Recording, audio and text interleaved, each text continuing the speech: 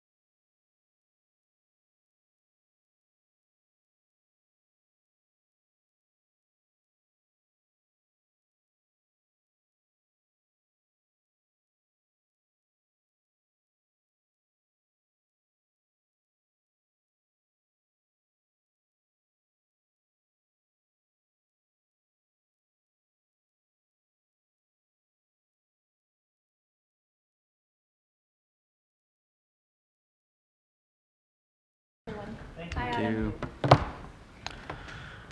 Okay, we're going to adjourn now. There's nothing to report out of closed session, so we're going to adjourn to the Policy Advisory Committee. First, we're going to take up the consent agenda. We have our minutes from October 1st. We need to authorize the execution of contract for SB 743 implementation plan, authorize execution of contract for 2020 regional transportation plan. Is there any public comment?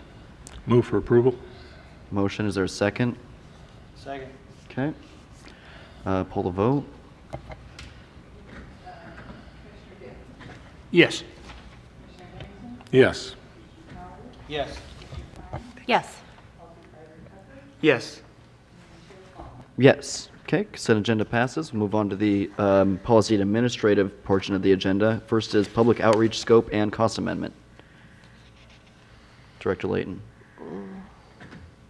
The public outreach component of the overall work program is related to the Wonder Stump Road project area, and we have received, the county has received an astonishing number of comments that they're sorting through.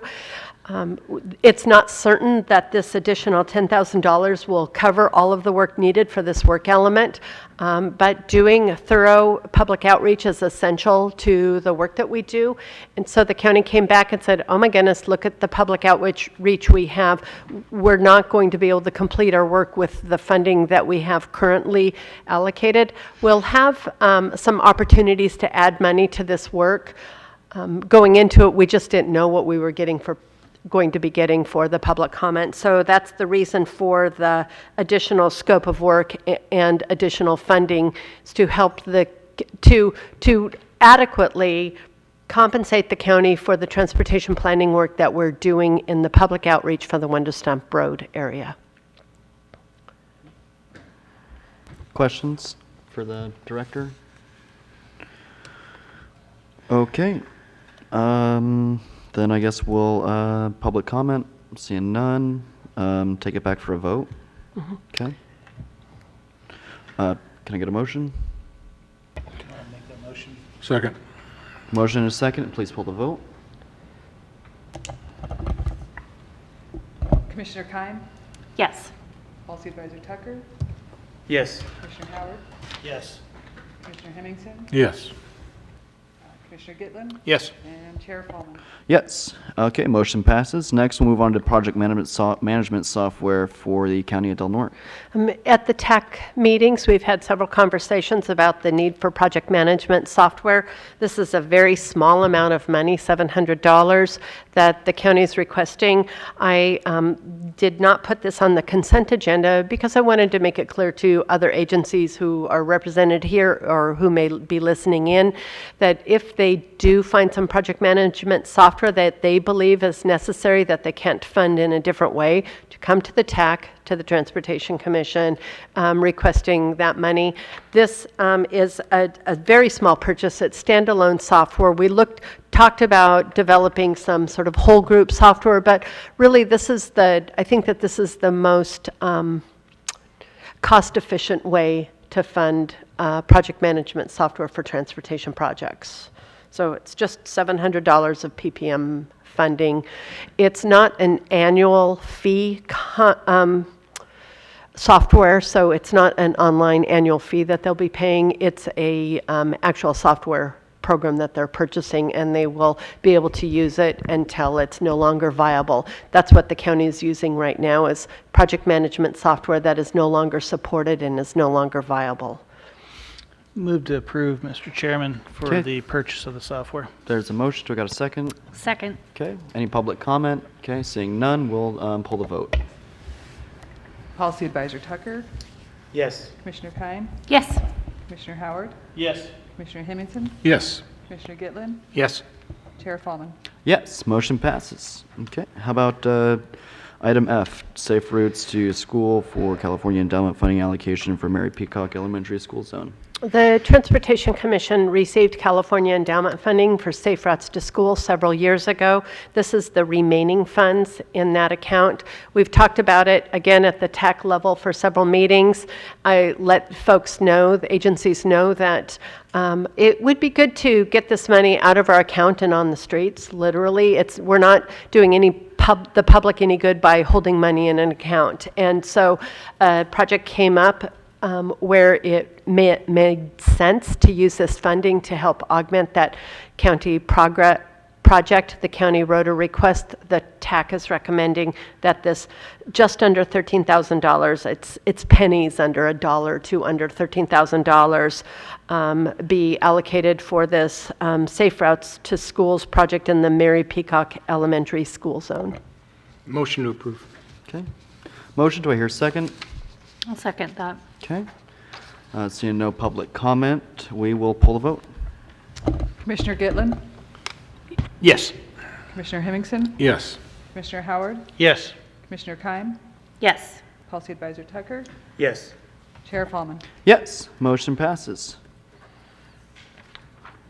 Item G, expand travel and training expenses to include public meeting expenses. In our work program, we have $10,000 allocated to travel and training. That amount is standard. I don't fully expend those funds. I haven't traditionally fully expended travel and training funds for years and years, if ever, really. But in this upcoming meeting happening tomorrow, there are going to be a smattering of expenses that are not really don't really relate to any single individual. One of them is going to be, for example, the coffee and pastries during the snack break tomorrow. I mean, that's one that I know about. If somebody were to sign up for a meal at the RECWA but not show up for it, they most likely would pay for that meal themselves, but I needed to assure the folks who are supporting this meeting tomorrow that the bills will be paid. And typically, I mean, what I've done for the past 14 years is just pay those personally. I mean, it's really barely any money, but with such a big and important meeting coming up tomorrow, I thought that a safety net for this upcoming meeting would be appropriate. And this is an easy and appropriate way to take care of additional expenses that could come up throughout the day tomorrow. So I'll be collecting receipts and submitting a request for reimbursement through the normal process, just like I do for travel and training, should this be approved. Okay. Move to approve and expand the travel and training expenses. Okay, there's a motion and a second, and seeing no public comment, we will pull the vote. Commissioner Howard, Yes. Commissioner Hemmingson, Yes. Commissioner Gitlin, Yes. Commissioner Keim, Yes. Policy Advisor Tucker, Yes. Chair Fallman. Yes, motion passes. I need to excuse myself now. Director Layton, should we make a different time for me to sign resolutions if they're approved pending item 7, or does the Why vice don't- chair sign them? If you could go ahead and sign them, or a vice chair can sign them. Okay, because the actions haven't been approved yet. Right, So, right. okay. So we'll just have the vice chair sign them. Okay, thank you, thank you. Thank you, everybody. Chris?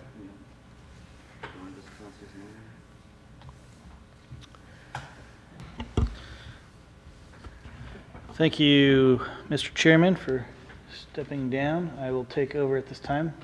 Good luck on your mission. We're going to move to item number H, which is discussion items, last chance grade. Well, last chance grade is a big part of our meeting tomorrow. There is an additional, after our tour of last chance grade in the morning, there's a meeting from 2 to 5 p.m. The CTC Town Hall. Last chance grade will be discussed there. For the folks who are joining for lunch at Seaquake, the HoloLens will be available for our state transportation commissioners and other folks who have not used the HoloLens who are attending that lunch. And that's all that I have. Oh, there's a State Senator McGuire is holding a town hall meeting tomorrow at 6 at the fairgrounds that will also be discussing last chance grade. In terms of project development, I have nothing new to report about last chance grade. Please. Just to give an update on our supervisor, Chairman Cowan and I went to Washington, D.C., and at every opportunity mentioned last chance grade. Everyone is, I think we had like 15 meetings or something. So, and I also got a chance to see Congressman DeFazio in the hallway, stopped him and said hi, and he brought up last chance grade, so he's well aware of it, and everybody seems to be on board for future funding down the road, so I think we're good. Just U.S. Congressman Huffman will be attending many of our activities tomorrow. I think that he and Congressman DeFazio have a strong working relationship about last chance grade. Very good. All right, let's go ahead and move on with US 199 intersection at Elk Valley Crossroads. This is a standing item on our agenda. I don't have anything new or different to report on What this. is our estimated completion time for the transportation study that we're doing? in the June, intermodal I believe corridor it's area? June 30th. June 30th. Is the contract goes through June 30th? Okay. No hiccups that we're aware of at this point in No. time? Okay, California Transportation Commission meeting planning. I think that we just covered that, so I think we did, I'm good didn't with we? that. If anybody has any questions. Yeah, give us a lowdown on what the expectation is for any of the commissioners here. I blocked out some time for some of the events, but are we expected, or should we be going to, I'm not going to make the Requa thing. I mean, is that a big deal? Is that? I think that we have an adequate representation at the dinner at Requa. If an easier avenue would be to join for lunch at Seaquake. The lunch is scheduled from 12 to 1. We are ordering individual lunches beforehand so Seaquake can be prepared, get us in and out in a reasonable time frame. If you'd like to join for lunch at Seaquake, look at their online menu, send me an email that letting me know what you'd like to order for lunch. I'm compiling all of those lunch orders and we'll be sending them to Seaquake with Susan's assistance in the morning. And so there'll be a tour, there'll be that lunch at Seaquake. Coming to the meeting between 2 and 5 is important to me that we have representation at that meeting. I don't know when the meeting's going to be done. I think it could be done as early as 4:15, 4:30, depending on timing and how people flow through their information. But I do think it's important for the state transportation commissioners at that town hall to see our local officials at that meeting. I think that that's the most important thing tomorrow. Skip lunch, come to the meeting and show local support. They want to see a full room, and I want to see a full room full of decision makers, so we all get the same messages. I think everybody should have received an invitation to Senator McGuire's town hall, plus all electeds should have received an invitation to his pre-meeting prior to that town hall. So it's my 5. understanding that Assemblyman Wood will also be there, as well as Congressman Huffman and the CTC members. So I'd encourage those of us who want to get some face time and build that relationship that is so crucial with these decisions to do so at those meetings, whenever we get a chance. Yeah, I think your best time for that, your best chance for that will be at lunch. I do. I just, it's a casual lunch, dinner ordered early. We're going to have an hour plus of time there. Okay, so let's go ahead with the next item, which is staff services planning vacation office location. Well, this Fun is, conversation. yeah, I'm going to be going on vacation. I booked this in February. I can't believe it's coming up. But I'm going to be going on vacation from December 9th through the 24th. We'll have a meeting in December before I go, so just letting everybody know I'll be in New Zealand and in a kayak for much of that time, so I'm not going to be available. Just a heads up, typically it's a very slow time with transportation work and transportation planning. We will need to have a December meeting. We'll be amending the work program, adopting an RTIP. There's some important things we'll be doing in that meeting. We should have our audit done by then. So, and expect to come to that meeting early in December. Sort of juggling around that meeting was part of the scheduling for this trip that I'm planning. Now, with my office location, I am anticipating that I'm going to be selling my home and office where I am right now, and I don't have a plan for a strategy for what I'm going to be doing with office. I'm going to be moving up the coast. to the end of 4th Street, so that's 5 blocks away from where I am now, or at least that's the plan right now.